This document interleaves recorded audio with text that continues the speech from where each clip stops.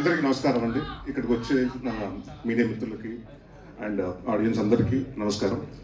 ఇందాక చోటా ప్రసాద్ గారు చెప్పారు 10 సంవత్సరాలు అయింది నరేష్ గారు నరేష్ కామెడీ సినిమాలు చూసేది.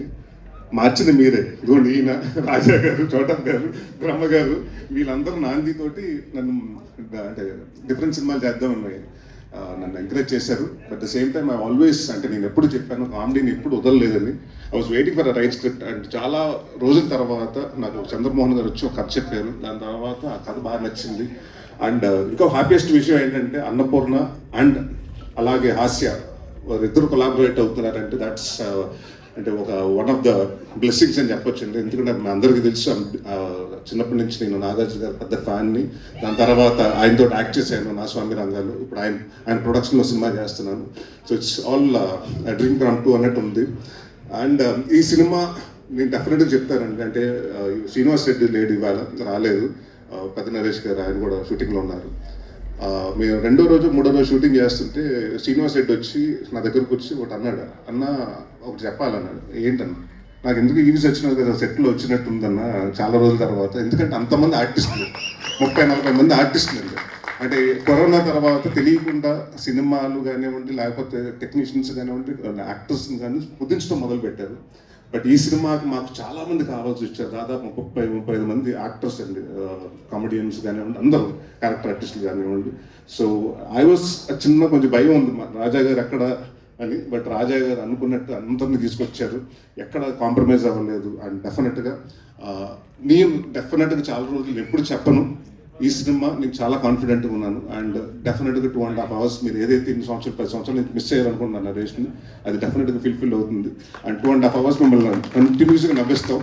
And thanks to Surabhi for been a costar, wonderful costar. And మా రంభ ఊరొచ్చి మేనక వీళ్ళతోటి సెట్లు అంటే తెలుసు కదా,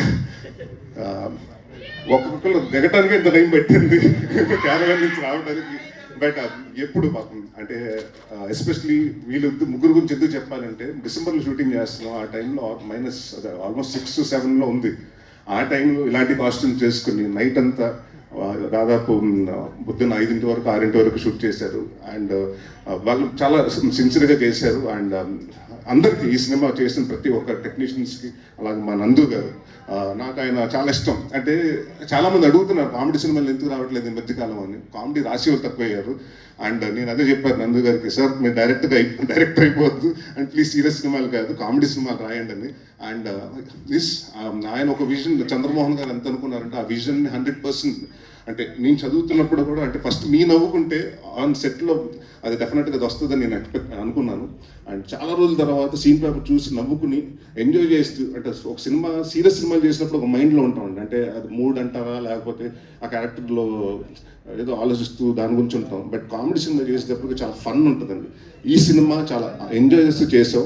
సో అగైన్ మా రాజా గారు చెప్పినట్టు ఈ సినిమా September 4th పెద్ద హిట్ అవుతుంది. అండ్ నెక్స్ట్ ఇమ్మీడియట్గా మళ్ళీ రాజా గారితో సినిమా చేస్తున్నాం. అండ్ మా చైతన్య భరద్వాజ్ గారికి మంచి ఇది ఇచ్చారు, మాకు సాంగ్స్ ఇచ్చారండి. అండ్ ఆర్ఆర్ కూడా చాలా బాగా చేశారు. And thank you sir. And Rama Reddy గారికి, మా చోటా ప్రసాద్ గారికి, అంటే మా సినిమాల్లో అన్ని టైటిల్స్ మారుతుంటాయి కానీ పేర్లు మారవండి. చోటా ప్రసాద్ గారు అండ్ బ్రహ్మకళ్ళి గారు బీన్ కాన్స్టెంట్ నాకు నాంది దగ్గర నుంచి. So they like more like a family.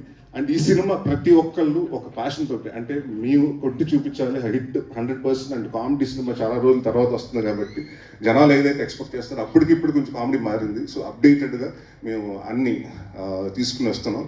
And September 4th డెఫినెట్గా మిమ్మల్ని అందరిని నవ్విస్తాం, ఈ సినిమాతో ఎంటర్టైన్మెంట్ చేస్తాను నేను గ్యారంటీగా చెప్తున్నాను. Thank you very much.